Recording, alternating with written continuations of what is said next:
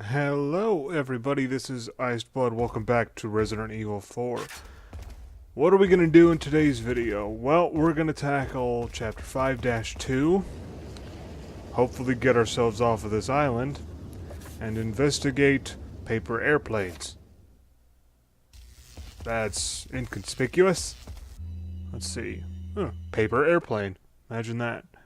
Perhaps you figured it out already, but you might be able to get out of here by using the waste disposal vent.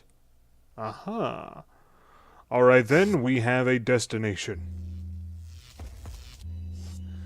We have bullets that are out of place. We can't have that. So let's move everything back where it's supposed to go. There we go. We use that for Leon. And as we're fighting our way through back to the waste disposal vent, it's something I wanted to run by you guys. I've gone on record in recent episodes, pretty much since we got onto the island, that I am fond of the more recent iterations of the Resident Evil franchise, namely 5 and even 6, which is, from what I've seen, pretty universally reviled. And I recently came across an argument that at first I had a hard time arguing against, even though I do like the more recent entries, which is, while this game, which pretty much heralded the change in the franchise, pretty much after this one, the entire Resident Evil series kind of changed its aesthetic, it changed its gameplay, changed all of its systems pretty much. So this is kind of the heralding of a new age, and so the argument posited that while this might be a great game, which most people tend to agree, and I hope anyone watching this would also agree with that, it is not a great Resident Evil game. And why is that? Well, because it doesn't hold to the series' roots. It doesn't advance the story and the mythology of the franchise. It takes things on a sidetrack. It's the marking of when things started going wrong.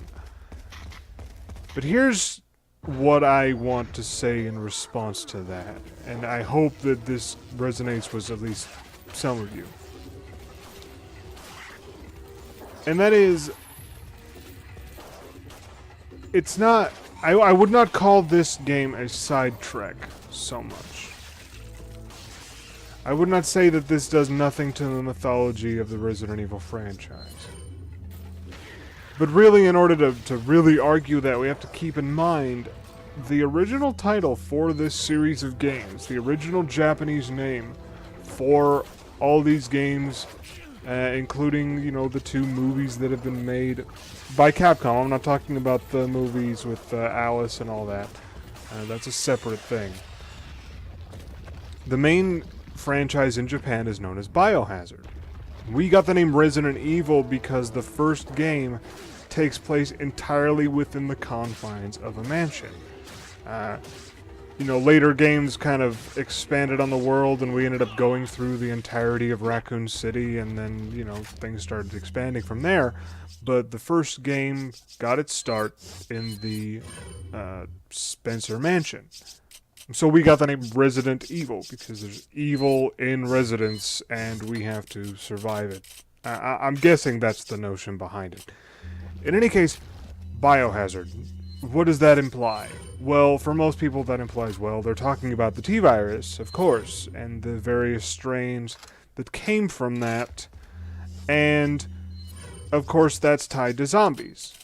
If we take all the games before this one, so 1, 2, 3, and Code Veronica, I believe, are the main 4 games before this one started.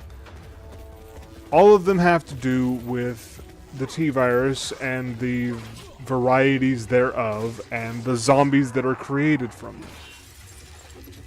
And so what is it about 4 that changes the series? What is it about this game that ruins things and makes it bad? Well, we're not dealing with the T-Virus anymore. We're not dealing with a virus at all. We're dealing with the Plagas parasites, and the Plagas parasites don't create zombies. They create Well, these things. Ganados, they're people, they're intelligent, they use weapons, they have tactics, and that's just not what this series is about. But the series is not named for its zombies. This isn't Left 4 Dead. This isn't Dead Island. We're not dealing solely with the undead. Originally, we're dealing with biohazards. Oop. Let's put this on pause and we'll see what happens. Sure does. Take a guess. No way, Leon. I have a guess. Way. Called it.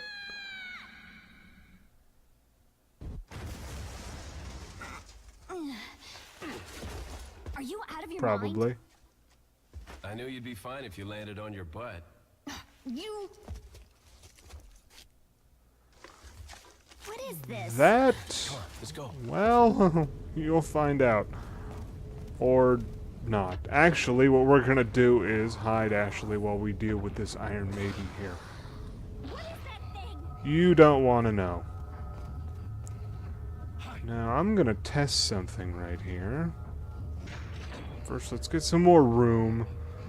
And let's blow up the barrel. That did nothing. Okay, fair enough. So back to what I was saying before.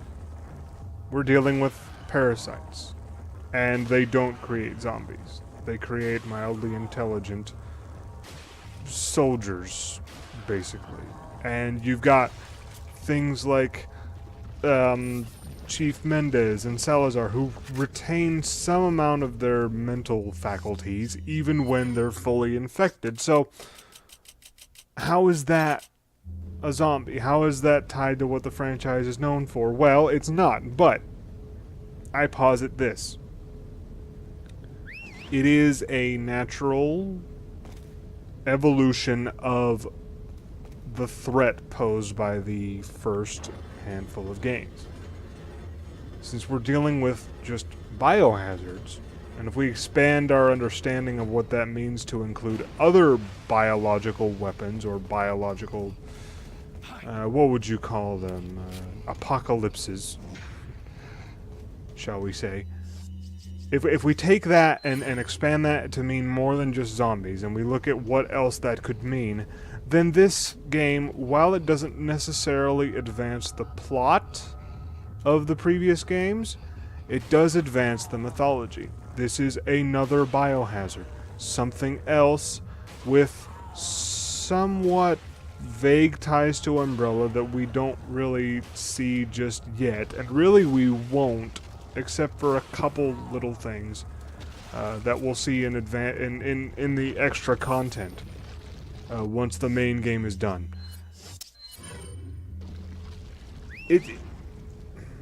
I lost my train of thought there. Here's what I'm getting at. This is proof that this world has more than just zombies to deal with. This world is kind of answering the question of what would happen if biohazards were more dangerous than they currently are. What happens if they spiraled out of control? In the case of the T-virus, you get yourself a zombie apocalypse. And in the case of the Plagas parasite, you get a manic religious cult trying to take over the world using mind control. Okay, so, and then even in Resident Evil 5, which I won't really get into too much because we're not playing that game just yet, you have the Ouroboros virus, which is it's a variant strain of the progenitor virus, which is where the T-virus came from. And that's less about a different strain of biohazard, it's more a different aesthetic, because honestly, it's kind of an extension of what the Plaga is. It's just a bit more overt in what it does to people. The Ouroboros virus causes tentacles, and it's all disgusting and very Japanese.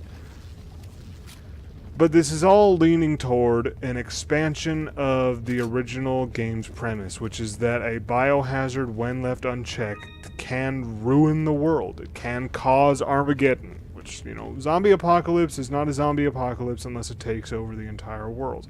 Well, the T-Virus and the threat it represents was very contained in the first handful of games. It was just Raccoon City. First it started with the Spencer Mansion on the offshoots in the Arclay Mountains over near Raccoon City. Then it extended into Raccoon City proper. And then then in the third game, in Nemesis, you are escaping from Raccoon City. And later on in the game, you realize that the United States government has found out about the outbreak, and they've decided they're going to handle it in a very extreme manner. They're going to nuke the city, because it's the only contingency plan they have left. And so that's kind of extending the idea that the biohazard, the Resident Evil, is expanding. The government at large is now aware of it. And they're going to try, at least, to take control of it.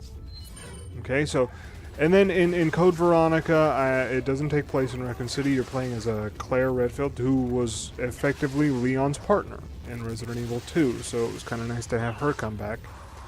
I haven't really gone through Code Veronica, but I'm pretty sure it takes place in an entirely different setting. I think it's on an island? I'm not positive on that. But either way, it showed another expansion. You're dealing with another setting, another part of the world where this virus has taken root. And it's kind of showing you that there's more to this than just one city. Okay, so what does 4 represent? 4 represents not only that this is an international problem, which is kind of how the whole thing with Code Veronica started. It kind of expanded on that. See, there are even other places that deal with problems like this. The fact that this game's focus is on a parasite instead of a virus shows that the threat is more widespread. Not just in geography, but in scope. There are different threats that these people have to deal with. Imagine, from Leon's perspective, as far as Leon's concerned, does it really matter that these things aren't zombies and that they're just infected by parasites? It's like we've moved on from Night of the Living Dead to 28 Days Later. And we're not dealing with dead things that have come back to life. We're dealing with live things that have been taken over by other live things. But it amounts to the same thing, and that is they are superhuman, supernatural almost, threats. They are stronger. They are more aggressive. Much more resilient. You can't reason with them. They represent the same sort of horror that zombies represent. Because what is the scariest thing about zombies? I posit that it is that they cannot be reasoned with. You cannot stop them through any means other than force. Well, you have the same problem here. With the Ganados and the Los Iluminados cult, you can't reason with them. You might have a small, by which I mean Snowball's chance in hell, of reasoning with Sadler, but I think we've seen enough of him to realize that's not going to happen.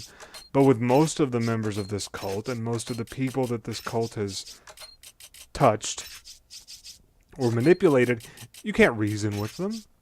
They're not going to listen. And so they represent the same sort of threat as zombies, but in a different fashion. And because of the nature of this parasite and the fact that it can evolve, you get monsters like El Gigante, or Del Lago, or even Chief Mendez, or, as you can probably hear him breathing, the Regenerators. And of course, the T-Virus could change itself based on certain things as well, because that's how we get things like the Tyrant and the Nemesis. But this is more organic. This is not produced in a lab. Consider that.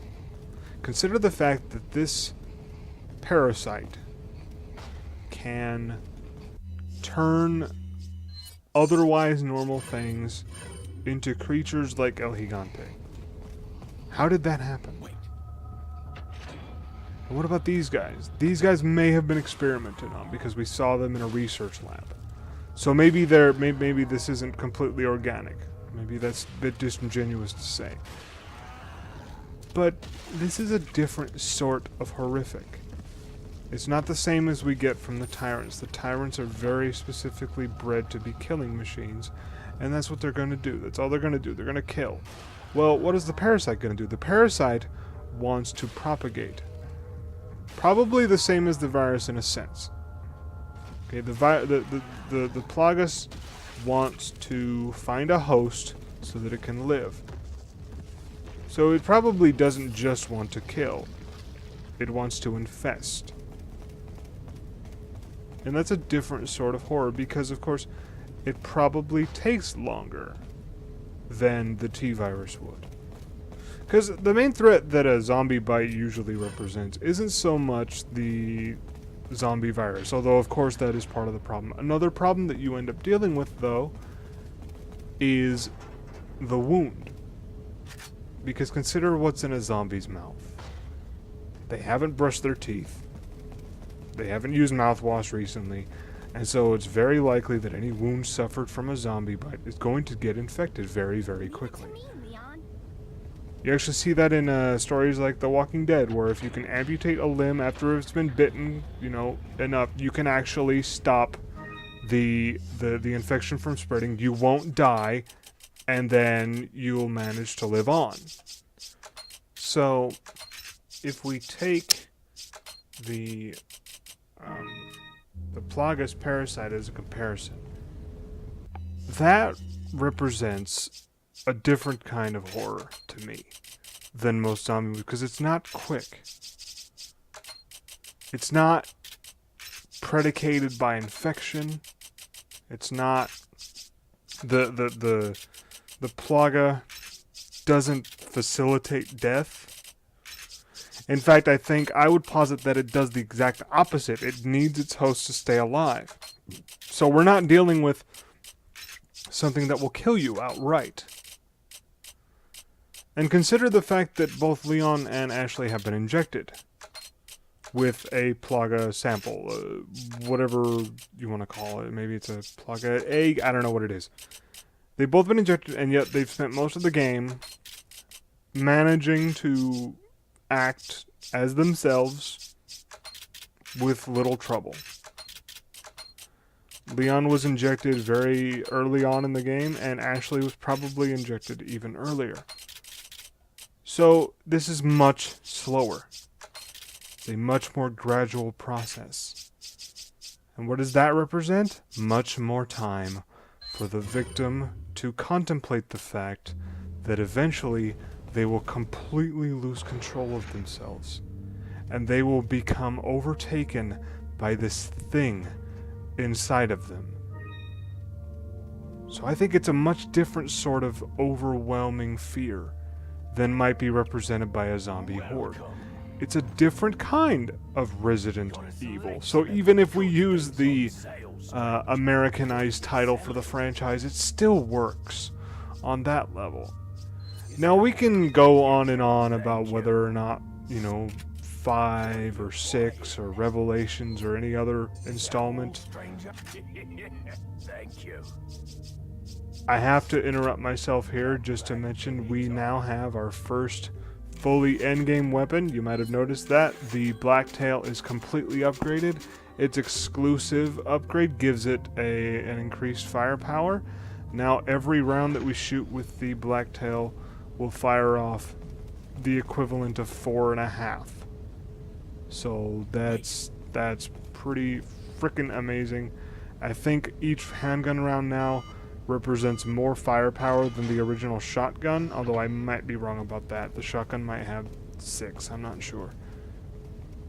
But yeah, so we're definitely nearing endgame here because now our main weapon, our bread and butter, is fully upgraded. So that's fucking sweet. And we'll get tested out pretty extensively in this section right here. So like I was saying, we could go on and on about whether or not 5, 6, Revelations, or other installments, Operation Raccoon City, which is another Resident Evil that's pretty reviled for whatever reason. I have never played it, I actually don't know. They may not do as good a job as far as I'm concerned, or anyone else is concerned, of upholding the legacy of the Resident Evil franchise as this one does. I really do think it does. But this is basically my manifesto saying that, you know what, this game does represent a great Resident Evil game. and it is a good sign because it shows that this series can evolve past zombies. Now, we could argue about whether that's a good thing, because we like zombies. I like zombies. I have always liked zombies, and you know, this franchise is part of the reason for that. The third game, Nemesis, and the first movie. And that's a whole other debate for a whole other video, and I don't think I'll be getting into that anytime soon. But the first movie of Resident Evil really kind of kick-started my love of zombies. So, I mean, I owe a lot to this franchise, and I owe a lot to the fact that this franchise is primarily about zombies. And yet, I do appreciate the fact that, you know what, it can evolve, it can move past that, it can show us other biohazards. And by showing us by showing us that they're willing to do that they're willing to go in a different direction, Capcom is telling us, you know what, we may not be able to anticipate what's happening next. As shown by that right there. That right there was my mistake. I misread where the truck was coming from and just completely missed my chance to get through it. I guess that's what I get for trying to speak well of modern Resident Evils. The games themselves don't appreciate that, and they try and punish me. Anyway, Leave it to me, Leon. like I said, by showing us that they're willing to do this, they're showing us that, you know what, we may not be able to anticipate what they have in store for us next time. By showing us with 5 and 6, and even 4, that, you know what, Capcom is willing to expand on the mythology. They're willing to show us different elements in this world. There's no way to anticipate what 7 will bring us, what 8 will bring us, 9, 10, however many they end up making. And honestly, I do hope that Capcom keeps making this franchise. I don't believe they're beating a dead horse. I don't believe that they should quit while they're ahead. I think they have a great thing going, and I think that they're showing that they're willing to evolve, and it's a really important thing to have.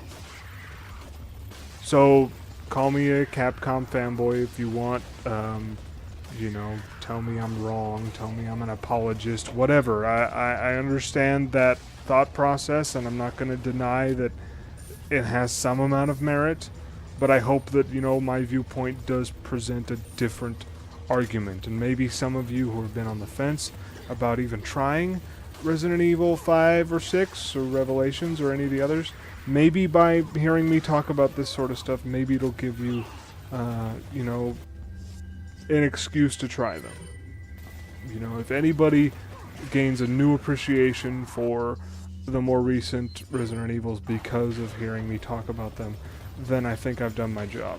Because like I said before, in previous episodes, I do think Capcom is a great company, and I think they're still a great company, and I think they do deserve our appreciation.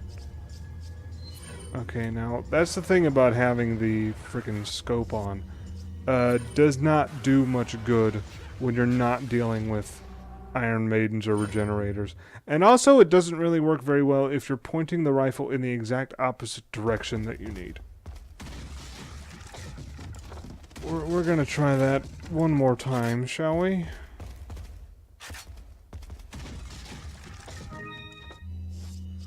Grab our spray. Do this whole rigmarole again. And let's try one more time. We'll remove the scope immediately. And this time should do better. Leave it to me, Leon. So I've spent the vast majority of this video so far talking about things entirely unconnected to what's going on screen. And that's not typically the style of Let's Play that I prefer watching, and it may not necessarily be what I intend to do in the future, but it was something new and I wanted to give it a shot. You know, I had a couple things that I really wanted to get into, and I figured, you know what, this is a good avenue to do it. So, you know, tell me what you think about this style. Do you like, you know, hearing me basically turn this into my Resident Evil podcast where I just kind of talk about stuff while the game's playing in the background? Is that interesting, or would you prefer that I talk specifically about what's going on screen? Let me know in the comments, because, you know, this channel is still in its infancy, and this is still my very first project, and I'm testing out a bunch of different things. So I'm not entirely sure what's going to work and what won't. But, you know, when I started this channel, I wanted to have an emphasis on story, an emphasis on storytelling, on mythology, on voice acting, if it applied, you know, those sorts of things that really kind of shape the story that's presented in games. Because most games nowadays, no matter what they are, have some form of story attached to them. The thing about this one is, it's not my favorite story, but I do appreciate the lore presented in the Resident Evil franchise, and the franchise itself is very important to consider when you're dealing with a story.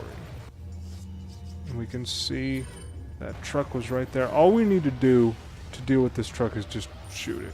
That's it. That's all we needed to do. We died because we couldn't shoot the damn truck. So anyway. This is the sort of thing that I want to focus on. Now, granted, with other games that where the actual narrative presented in the game itself is a bit more compelling on its own, this commentary of mine might be a little more interwoven with the gameplay itself. I have games planned for the future of this channel where that will definitely be true. But for now, I just wanted to go a little bit deeper into the mythology of the games and what I think it represents, and that is kind of what I want to focus on this channel. Because, you know, talking about the gameplay is fine, and I have no particular problem with that. In fact, some of the most entertaining Let's Players I've ever followed, their focus is almost entirely on what's happening on the screen. And it's basically like sports commentary. I want to have a bit more of a social narrative going on, because I think it's important to consider this sort of stuff. It's all too often underplayed, in my opinion. You know, you hear people talk about certain games, like Metal Gear is a prime example where people say, if I wanted to watch a movie, I'd watch a movie. Let me play my game. Gameplay's paramount. Gameplay is the only thing that's important. Or at least it's the most important, and I won't deny that. Gameplay is very, very important. If gameplay isn't good, then you're not playing a game. I understand that. But I do feel like the narrative is also very important, and there are certain stories that can really only be told interactively. So that's my impetus, that's my mission with this channel. So here's hoping that, you know, you guys find that compelling. Because I do, and I definitely want to share that. Now, I moved forward a bit here because I died a couple more times on this area. It's been a long time since I've gotten this far in this game, and I kind of forgot how to do it. So, in order, I let you suffer through some of it, because I had more mythology talk to go into. But I'm not going to make you go through the whole thing.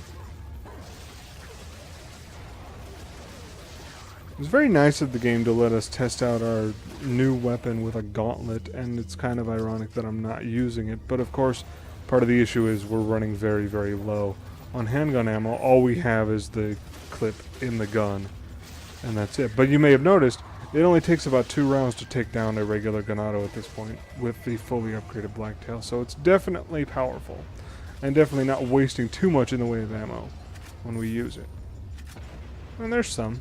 Alright, that's a little better. We can... Oh boy, here another truck. Let's see, where's this one? That one is right there. Crap. There it is again. Let's... Okay, one more time. Just one more time. This is murdering my kill count. Death count? Murdering. That's a pun, isn't it? I don't know. Anyway. Let's try focusing a little bit more. This is a cool section. I like the concept. But this is where... Well, I'm not going to say I get frustrated because, of course, it's my own damn fault for not paying more attention. But the fact that this starts out rather slowly makes it a little difficult to just jump right back in without getting frustrated. I don't know how many times I died during this section. Far more than usual, and far more than I would like to admit. You've seen plenty of them in the video, and trust me when I say that I've taken out a few of them. So that should give you an idea of just how long it took me to get through this section here. These guys aren't even the trouble. The Ganados aren't trouble. They're really easy to take down. We can use the pretty much any weapon we got can take them down pretty easily. The only real problem we've got are those frickin' trucks. And the problem with the trucks is I'm not entirely sure where they're coming from, and so it's very easy to just kind of get turned around. And now we know, so let's focus right here, and we'll ignore the threat from behind us, because that's smart. And that actually, right there, is the end of the section. We are now done with that truck, forklift, tractor thing, whatever the hell that is. And now it's time to move forward. Hopefully without any more deaths. We're gonna have to do something about this setup here. This isn't gonna work for long. But I suppose we'll keep it for now because, well, we're inching up on a half an hour here, so I don't want to take up too much of your time. So, check anything out here. Anything interesting? No, not really. Oh, something interesting in here, though. Handgun ammo. We got ourselves typewriter right there, and merchant, and ooh, another stone to put in the golden links. Sweet. We're gonna save right here.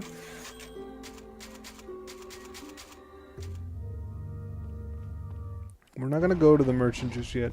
We cannot sell the links yet, so we're just gonna move forward here. So strongly inside you. Sadler!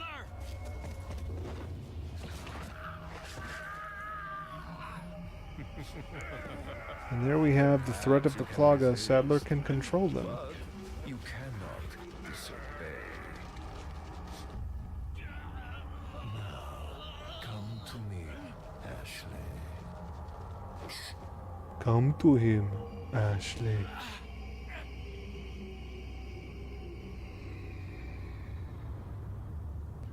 I wonder if her reaction is because she was injected before Leon was? Or maybe she just has a harder time resisting?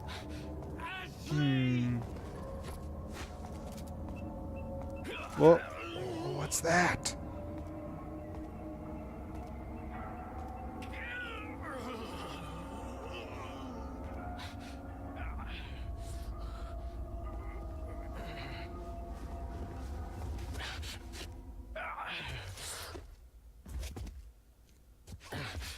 It's already begun. Alright, there we go. That is the end of Chapter 5-2. We're going to end it here. Make sure to subscribe and catch the next episode. That's it for me. Bye-bye.